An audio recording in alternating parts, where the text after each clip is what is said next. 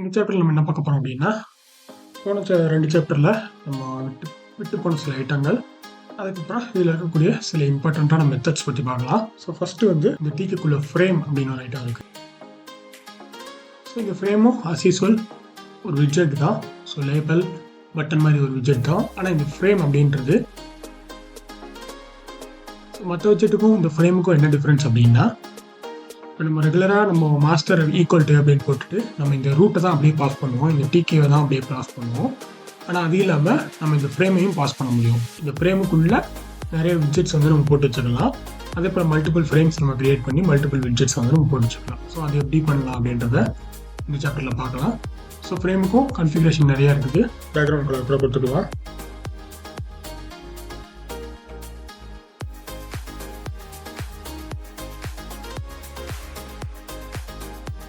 நான் 2 frame create பண்ணியிருக்கேன். ஒன்று வந்து F1, பேக்ரவுண்ட் வந்து இந்த கலரில் கொடுத்துருக்கேன். எடுத்து வந்து 300x450.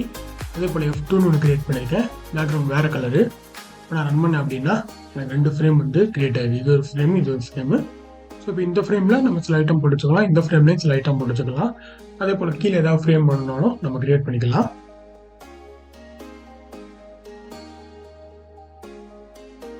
ஸோ டிஃப்ரென்ஸ் தெரியணும் அப்படின்றதுக்காக 3 கலரில் கொடுத்துருக்கேன். இந்த மாதிரி கொடுக்கணும்னு அவசியம் இல்லை. இப்போ பார்த்தீங்கன்னா இது ஃப்ரேம் 1, இது ஃப்ரேம் 2, இது ஃப்ரேம் 3. ஸோ இப்போ 3 ஃப்ரேம் கிரியேட் பண்ணியிருக்கேன். இந்த 3 ஃப்ரேம்லையும் நம்ம டிஃப்ரெண்ட் ஐட்டங்கள் வந்து நம்ம ஃபில் பண்ணலாம்.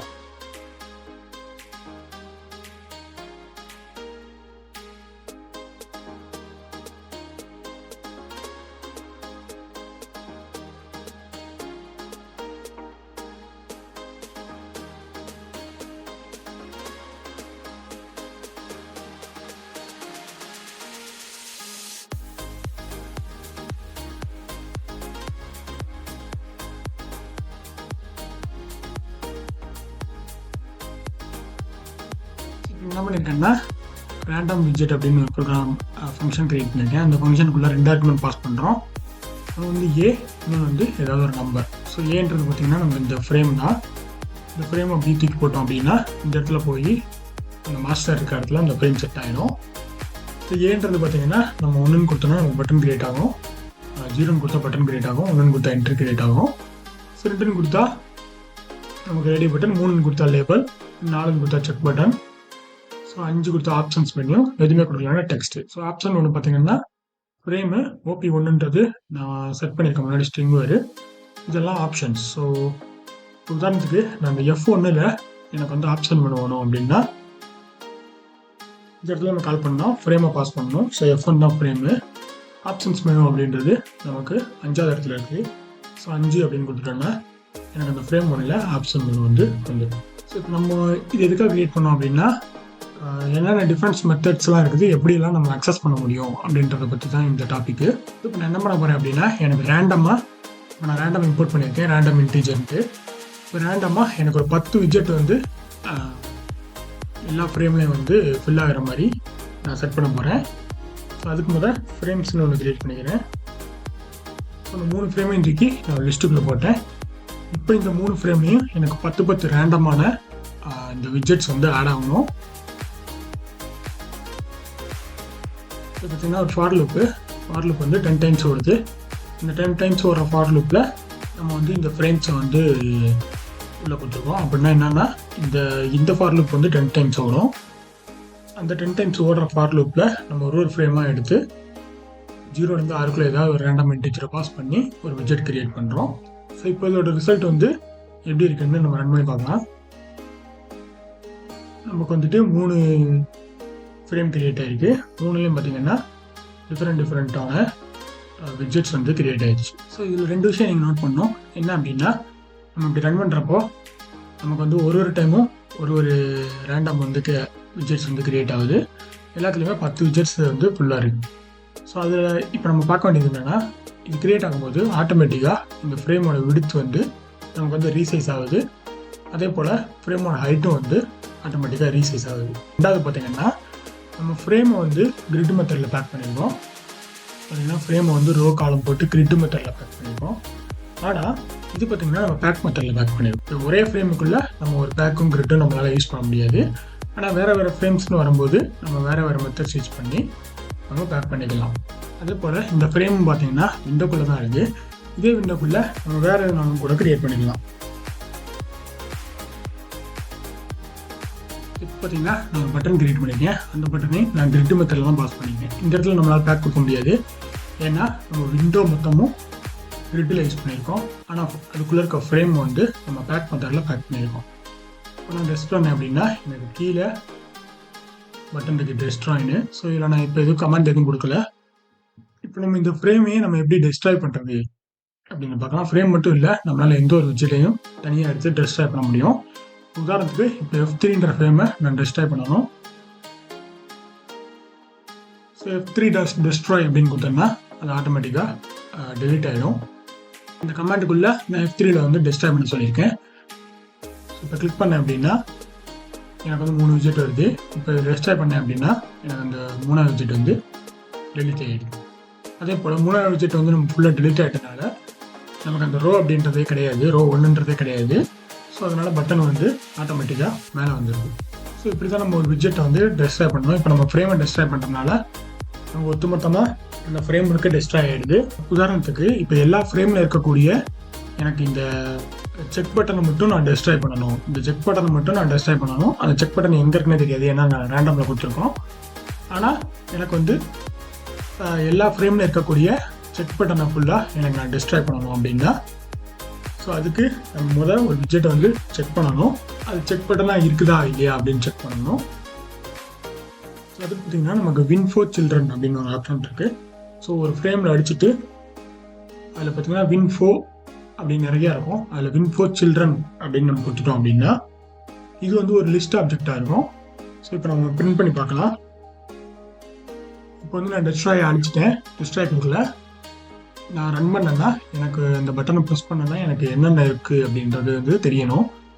இப்போ நான் இதை கொடுத்துட்டேன் அப்படின்னா win4 children பார்த்தீங்கன்னா நமக்கு ஒரு லிஸ்ட் ஆப்ஜெக்டாக இருக்குது. அந்த லிஸ்ட் ஆப்ஜெக்ட் பார்த்தீங்கன்னா செக் பட்டன் தென் 3 தென் இது ஃபுல்லாக சேர்ந்து ஒரு ஆப்ஜெக்ட்டு Tkinterோட செக் பட்டன் ஆப்ஜெக்ட். இது ஃபுல்லாக சேர்ந்து ஒரு என்ட்ரி ஆப்ஜெக்ட் அந்த மாதிரி இருக்குது. ஸோ பார்த்தீங்கன்னா first check button entry, then again entry, இது text entry text radio button, அந்த மாதிரி மொத்த ஆப்ஜெக்டையும் நமக்கு ஒரு லிஸ்ட்டாக வந்து கொடுக்கும். அதுக்கு பேர் தான் win4 children அப்படின்னு பேர்.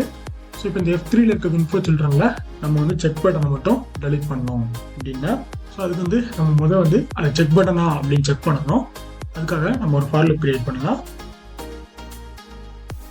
ஸோ இப்போ இந்த win4 childrenக்குள்ளே இந்த விட்ஜெட் அப்படின்றது என்ன இருக்குன்னா, அந்த ஒரு விட்ஜெட்டும் இந்த விட்ஜெட் அப்படின்னு போயிடும். இப்போ அந்த விட்ஜெட்டை வந்து நம்ம செக் பண்ணலாம். ஏதோ செக் பண்ணலாம் அப்படின்னா isInstance அப்படின்னு ஒரு பில்டின் கிளாஸ் இருக்குது, பில்டின் ஃபங்க்ஷன். isInstance அப்படின்னா என்னென்னா, இந்த விட்ஜெட் வந்து நம்ம ஏதாவது ஒரு கிளாஸாக இருக்குதா அப்படின்னு செக் பண்ணலாம். ஸோ விட்ஜெட் வந்து நம்ம எந்த கிளாஸாக இருக்குது அப்படின்னு செக் பண்ணலாம். நம்ம ஆல்ரெடி இப்போ ஃப்ரேம்ன்றது ஒரு கிளாஸ் தான், செக் பட்டன் ஒரு கிளாஸ் தான், எல்லாமே ஒரு கிளாஸ் தான். ஸோ நம்ம வந்து இந்த விட்ஜெட்டை வந்து tk.checkbutton இருக்குதா, ஸோ tk.checkbuttonன்றது ஒரு கிளாஸு. அந்த கிளாஸ் வந்து இந்த விட்ஜெட்டுன்றது இந்த செக் பட்டனோட ஒரு இன்ஸ்டன்ஸாக இருக்குதா அப்படின்னு நம்ம செக் பண்ணுறோம். அப்படி செக் பட்டனோட இன்ஸ்டன்ஸாக இருந்தால் மட்டும் நம்ம வந்து அந்த விட்ஜெட்டை வந்து டெஸ்ட்ராய் பண்ணிடுறோம். ஸோ விட்ஜெட்டை டெஸ்ட்ராய் பண்ணுற கமெண்ட் வந்து widget.destroy. ஸோ இந்த விட்ஜெட்டுன்றது இந்த win4 childrenக்குள்ள இருக்க லிஸ்ட்டில் இருக்கக்கூடிய ஒன்றையும் செக் பண்ணோம். அது செக் பண்ணிவிட்டு இந்த இன்ஸ்டன்ஸ் வந்து ட்ரூவாக இருந்துச்சு அப்படின்னா மட்டும் நமக்கு வந்து டெஸ்ட்ராய் பண்ணணும். இப்போ நம்ம செக் பண்ணலாம். ஸோ நம்ம செக் பட்டனை மட்டும் டெஸ்ட்ராய் பண்ண சொல்லியிருக்கோம். இப்போ பார்த்தீங்கன்னா இந்த இடத்துல இங்கே ஒரு செக் இருக்குது, இங்கே ஒரு செக் இருக்குது. நான் டெஸ்ட்ராய் அப்படின்னு கொடுத்தேன்னா எனக்கு செக் பட்டன் மட்டும் டெஸ்ட்ராய் ஆகிடுச்சு. அதே போல் மற்ற 2 இதுக்கும் நம்ம எக்ஸ்டெண்ட் பண்ணணும் அப்படின்னா இந்த F3யே நம்ம ஒரு ஃபார் லூப்குள்ள கொடுக்கலாம்.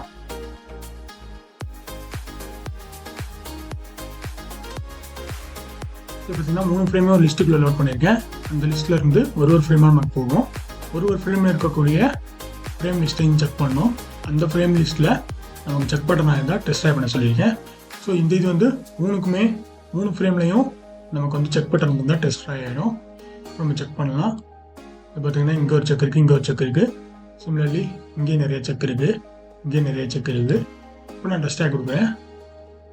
இல்லை எனக்கு செக் பட்டன் எல்லாமே மறைஞ்சு போயிடும்.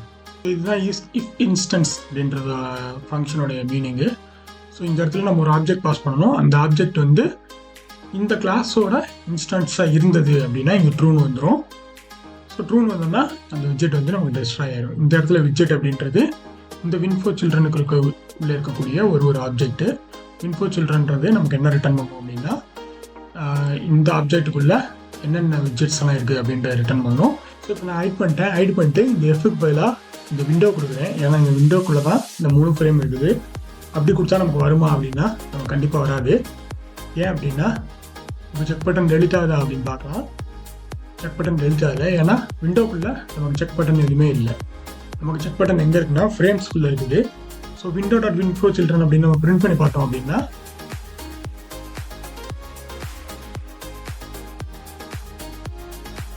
ஸோ பார்த்தீங்கன்னா window.winfo children பிரிண்ட் பண்ண சொல்லியிருக்கேன். இப்போ நம்ம அதை பிரிண்ட் பண்ணி பார்த்தோம் அப்படின்னா நமக்கு வந்து 3 ஃப்ரேம் மட்டும் தான் இருக்குது. ஃப்ரேம் 1, ஃப்ரேம் 2, ஃப்ரேம் 3 ப்ளஸ் ஒரு பட்டன் இருக்குது. மொத்தமே 4 ஆப்ஜெக்ட் தான் இருக்குது. அதில் வந்து செக் பட்டன் அப்படின்ற ஆப்ஜெக்டே இல்லை. இந்த ஃப்ரேமுக்குள்ளே தான் நமக்கு வந்து செக் பட்டன் ஆப்ஜெக்ட் இருக்குது. ஸோ அதனால நம்ம ஃப்ரேம்ஸை தான் பாஸ் பண்ணி ஆகணும். இதே போல் கன்ஃபிகர் அப்படின்னு ஒரு மெத்தட் இருக்குது. இப்போ உதாரணத்துக்கு செக் பண்ண அப்புறம் நான் டெலிட் பண்ணிடுறேன். ப்ளஸ் எனக்கு வந்து இருக்கிற லேபிளை பூரா நம்ம வந்து மாற்றணும் அப்படின்னா, ஃபார் எக்ஸாம்பிள் இப்போ லேபிள் பார்த்தீங்கன்னா நம்ம ஏ லேபிள் அப்படின்னு கொடுத்துருவோம். இப்போ இந்த டெக்ஸ்ட்டை போய் நம்ம மாற்றணும் எல்லா லேபிள்லையும் அப்படின்னா அதுவும் நம்மளால் பண்ண முடியும். ஸோ அதுக்கு நம்ம முதல் லேபிளான்னு செக் பண்ணணும். ஸோ இப்போ வந்து முதல்ல செக் பட்டனான்னு செக் பண்ணுறோம்.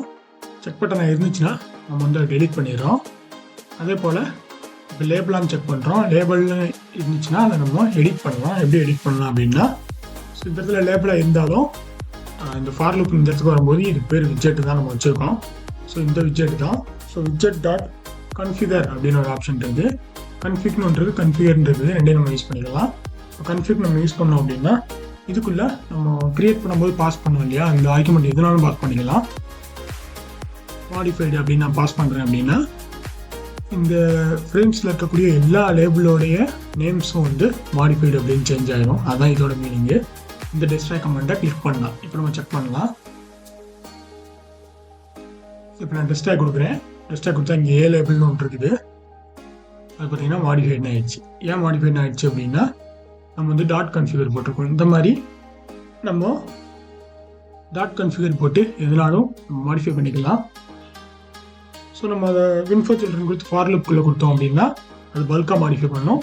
தனியாக மாடிஃபை பண்ணாலும் நம்ம மாடிஃபை பண்ணிக்கலாம். இதே போல் நம்ம பட்டனை மாடிஃபை பண்ணலாம்.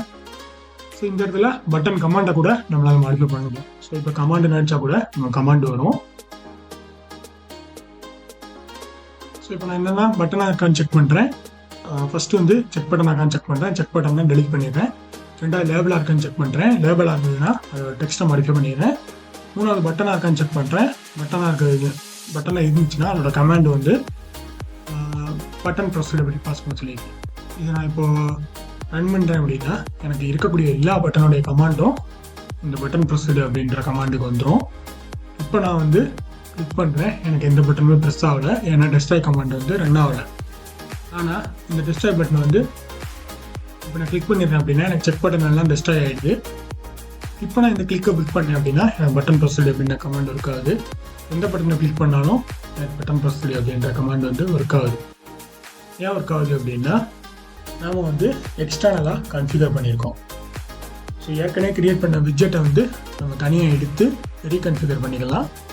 அதே போல் ஏற்கனவே க்ரியேட் பண்ண விட்ஜெட்டையும் நம்ம டிஸ்ட்ராய் பண்ணிக்கலாம். ஒரு ஃப்ரேம் வச்சுக்கிட்டு நம்ம அந்த ஃப்ரேம்குள்ளேயே பேக் பண்ணிக்கலாம். 4 ஃப்ரேமை டிஃப்ரெண்ட் டைப் ஆஃப் கிரிட்டில் லோட் பண்ணிவிட்டு அந்த ஃப்ரேம்குள்ளே நம்ம பேக் மெத்தட் யூஸ் பண்ணி நம்ம பேக் பண்ணிக்கலாம். ஸோ இதெல்லாம் தான் இம்பார்ட்டன்ட் மெத்தட்ஸ். நம்ம வந்து winfo children அப்படின்னு கொடுத்தா நமக்கு லிஸ்ட் ஆப்ஜெக்ட் கிடைக்கும். அதுக்குள்ளே என்னென்ன இருந்தோ அது எல்லாமே நமக்கு வந்துடும். ஸோ தனித்தனி ஃப்ரேம்ஸ் வந்து நம்ம க்ரியேட் பண்ணிக்கலாம். அந்த ஃப்ரேம்குள்ளே தனித்தனி விட்ஜெட்ஸ் வந்து நம்ம பாஸ் பண்ணிக்கலாம். அந்த விட்ஜெட்ஸ் சில விட்ஜெட்ஸ் நம்ம டெலிட் பண்ணணும் அப்படின்னா ஈஸி இன்ஸ்டன்ஸ் போட்டு நம்மளால் டெலிட் பண்ண முடியும். ஈஸி இன்ஸ்டன்ஸ் போட்டு நம்மளால் கன்ஃபிகர் பண்ண முடியும். நம்ம க்ரியேட் பண்ணுறப்போ கொடுத்த கன்ஃபிகர் எல்லாமே இந்த இடத்துல நம்மளால் தனியாக எடுத்து கன்ஃபிகர் பண்ண முடியும். ஸோ இவ்வளோ தான் இந்த சாப்டரு. அடுத்த சாப்டரில் கிளாஸஸ் யூஸ் பண்ணி இந்த Tkinter எப்படி யூட்டிலைஸ் பண்ணுறது அப்படின்றத பார்க்கலாம்.